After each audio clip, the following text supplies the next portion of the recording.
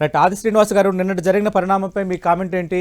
BJP BRS ఒక్కటే, ఈ ఇద్దరు త్వరలోనే పొత్తు కుదుర్చుకోబోతున్నారు, లోక్సభ ఎన్నికల్లో కలిసి పోటీ చేయబోతున్నారంటూ పదే పదే కాంగ్రెస్ ఆరోపణలు చేస్తోంది. ఇప్పుడు తాజాగా ఈ ఢిల్లీ లిక్కర్ స్కామ్కి సంబంధించి నిందితురాలుగా చేరుస్తూ కవితను ఒక నోటీసు సిబిఐ పంపించింది.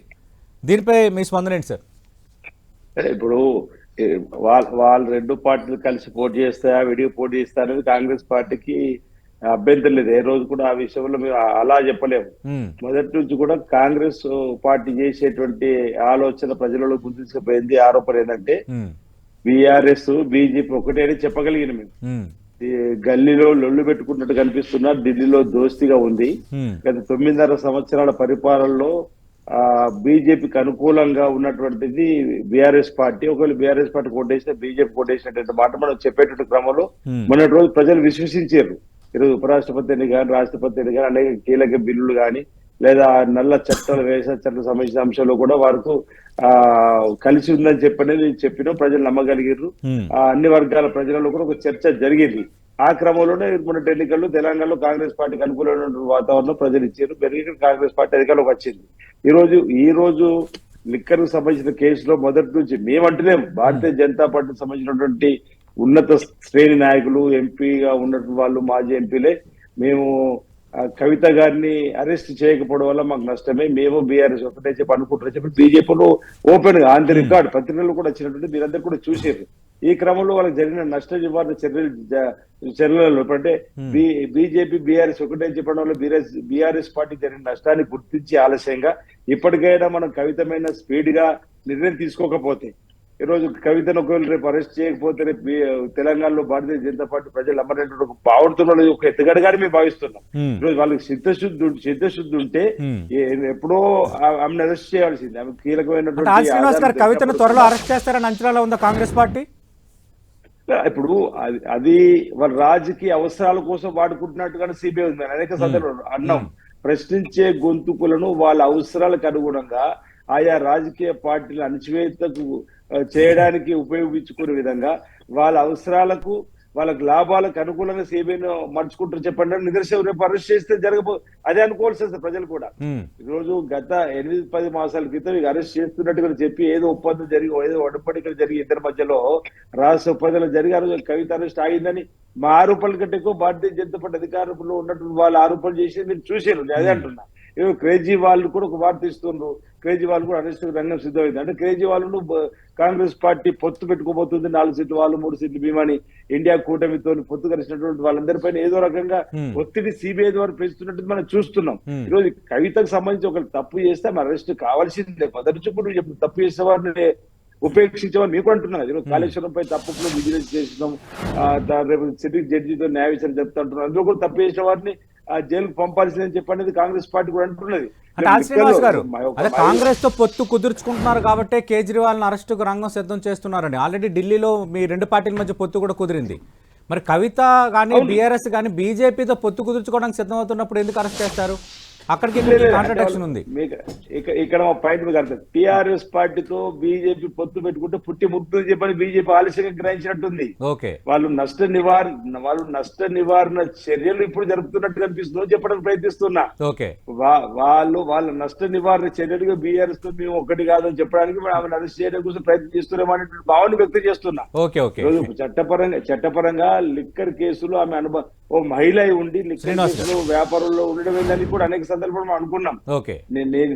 నేను ఇక్కడ వాళ్ళ ఐడియా అంటే వాళ్ళ నష్టం ఆల్రెడీ ఇప్పటికి వీళ్ళు ఒకవేళ ఆమెను అరెస్ట్ చేసినా తెలంగాణలో భారతీయ జనతా పార్టీ ప్రజలు నమ్ముతారని అనుకోవడం లేదు. 10 సంవత్సరాల పరిపాలన పూర్తయింది కాబట్టి తెలంగాణలో ఏ విధంగా మార్పు కోరిన ప్రజలు రేపు అక్కడ కూడా ప్రజలు మార్పు కోరుతారనేటువంటి భావన భారతీయ జనతా పార్టీ ఇండియా కూటమి అధికారులకు వస్తుందని చెప్పిన భావన ఈ సందర్భంగా వ్యక్తం చేస్తా ఉన్నారు. శ్రీనివాస్ గారు, ఇరు పార్టీల వాదన విన్నారు. సరే, ఇంకా భారతీయ జనతా పార్టీకి సంబంధించి మాకు ఎందుకు సంబంధం ఉంటుంది, లిక్కర్ స్కామ్కి సంబంధించి దర్యాప్తు సంస్థలు అవి చేయాల్సిన పని అవి చేసుకుపోతున్నాయని రచనారెడ్డి గారు వివరణిస్తున్నారు. మరోవైపు శ్రీధర్ రెడ్డి గారు ఢిల్లీ కేసీఆర్ వెళ్తారని ఎవరు చెప్పారు, మా ఇద్దరి మధ్య పొత్తుంటుందని ఎవరు చెప్పారు, ఎవరైనా అధికారికంగా చెప్పారా, అసలు దీన్ని మేము రాజకీయంగా ఎలా ఎదుర్కుంటాం అన్న భావన శ్రీధర్ రెడ్డి గారు మాట్లాడుతున్నారు. మీరేమంటారు? ఇప్పుడు దీనికి సమానంగా ముందు ఇంతకుముందు శ్రీధర్ గారు అన్న దానికి నిందితురాల అంశంలో నిందితురాలు అనే వార్డు మేము అనలేము. సాక్షిగా ఉన్న ఆమె పేరు నిందితురాల జాబితాలో చేర్చు చెప్పనేది మనం వార్త పత్రాలు వింటున్నాం. Okay okay. ఈ రోజు శ్రీనివాస్ గారు ఒక్క నిమిషం మీరు ఆ అంశం ప్రస్తావించారు కాబట్టి శ్రీధర్ రెడ్డి గారు ఒక్క నిమిషం కాదు ఒక్క నిమిషం ఆది శ్రీనివాస్ గారు అలా అనడం తప్పు కాదు, మీరు మీ అభ్యంతరం వ్యక్తం చేయడం తప్పు కాదు. అసలు ఏముందో నేను ఒకసారి చదువుతాను, ఒక్క నిమిషం చదువుతాను. ఆది శ్రీనివాస్ అని ఒక్క నిమిషం మీరు లైన్లో ఉండండి. యాక్చువల్గా నిందితుల నేరం గురించి తమ వద్ద విశ్వసనీయమైన సమాచారం ఉన్నప్పుడు సిఆర్పిసి 41A కింద నోటీసులు జారీ చేసే అధికారం దర్యాప్తు సంస్థలకి ఉంటుంది. ఆ నోటీసులు స్వీకరించిన వ్యక్తి తప్పనిసరిగా విచారణకు హాజరు కావాల్సి ఉంటుంది. హాజరు కాకపోతే కోర్టు ద్వారా ఆ వ్యక్తిని అరెస్ట్ చేసే అధికారం సిబిఐకి ఉంటుందన్నది అంటే న్యాయ నిపుణులు చెప్తున్నది. రూల్ పొజిషన్ ఒకటి అడ్వకేట్ గారు అన్నారు కదా, అంటే నిందితురాలుగా అది రూల్ పొజిషన్ అండి. జనరలీ మీరు ఒక ఎఫ్ఐఆర్ దర్జ్ చేసినప్పుడు ఆ కేసులలో అరెస్ట్ చేసే అవసరం లేదనుకుంటే పోలీస్ విల్ గివ్ యూ ఆ 41A ఇస్తారు. బేస్డ్ ఆన్ ది ఇన్ఫర్మేషన్, ఆ కలెక్టెడ్ ఇన్ఫర్మేషన్ పట్టుకొని వాళ్ళకి ఇంకా కొరిలేషన్ ఉంటే అరెస్ట్ చేస్తారు, లేకపోతే చేయరు. నేనేమంటే it's legal process. Just by giving you 41A advocate ఉన్నారు కదా చెప్పమని చెప్పండి, డజంట్ కన్ఫర్మ్. నేను ఇష్యూలో రైట్ వాళ్ళు రాంగ్ అని కాదు, legal course will take its own course. మీరు కాదు నేను కాదు, కానీ నేను అడిగేది ఒక క్వశ్చన్, బీజేపీని ఒక క్వశ్చన్ ఏమడుగుతున్నానంటే శ్రీనివాస్ గారు మాట్లాడితే శ్రీనివాస్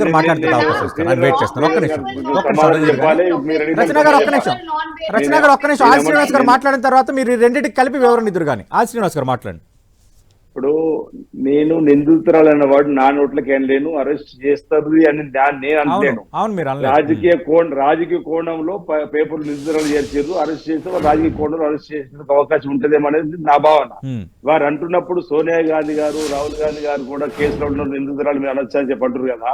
సోనియా గాంధీ గారు, రాహుల్ గాంధీ గారి కేసుకును కవిత కేసుకు ముడిపెడితే లాంటి కవిత కేసు లిక్కర్లో మహిళ ఉండి సమాజంలో అందరూ ఈరోజు ఇబ్బంది పడుతున్నారు, చిత్రీకరిస్తున్నారు. లిక్కర్ కేసు ఒకరికు లిక్కర్ కేసు ఓవైపులు ఉన్నట్టు రాజకీయ పరమైన కేసులు అది నేషనల్ పత్రిక స్వాతంత్ర్యంలో వచ్చిన పత్రిక సంబంధించిన కేసు రాజకీయంగా అనధికారం పెట్టిన కేసుగా వారు చూడాలి. అది సరే వారి ఆలోచన విధానం ప్రజలందరూ గమనిస్తున్న అంశంలో.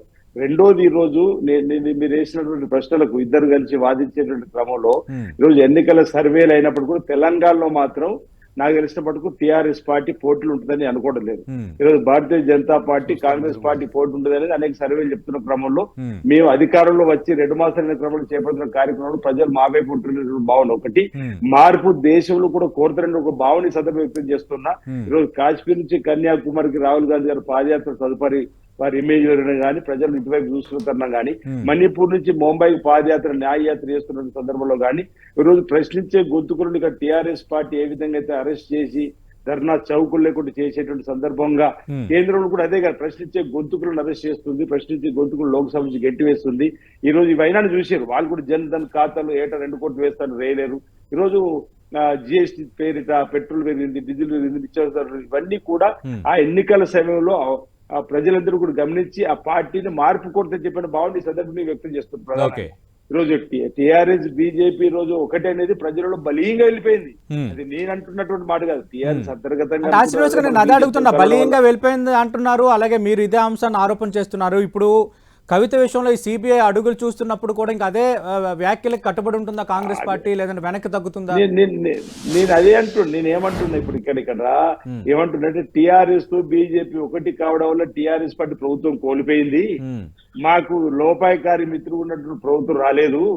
ఇప్పుడు ఇదే పరిస్థితుల్లో అదే విధానం కొనసాగితే రేపు అక్కడ వచ్చేటువంటి 1-2 కూడా పార్లమెంట్ వస్తే రావడం ఒక భావన వాళ్ళు కలిగి ఈ రోజు మేము బీఆర్ఎస్ దూరంగా ఉన్నటువంటి భావన కలిగించడానికి ఇది ఎత్తుగడగా తెర మీద తీసుకొచ్చింది చెప్పిన భావన. నిజంగా వీళ్ళకి చిత్తశుద్ధి ఉంటే బిఫోర్ అసెంబ్లీ అప్పుడు భారతీయ జనతా పార్టీ పార్లమెంట్ సభ్యులు, మాజీ పార్లమెంట్ సభ్యులు మాకు అరెస్ట్ చేయకపోవడం మాకు నష్టం జరుగుతుంది చెప్పారు అన్నప్పుడు కూడా ఎందుకు వాళ్ళు అరెస్ట్ చేయలేకపోయారు? అప్పుడు ఒప్పందం ఏది లోపాయక ఒప్పందం అని అంటున్నా. ఈ రోజు బీజేపీ తను లాభపడడం కోసం చేసేటువంటి భావన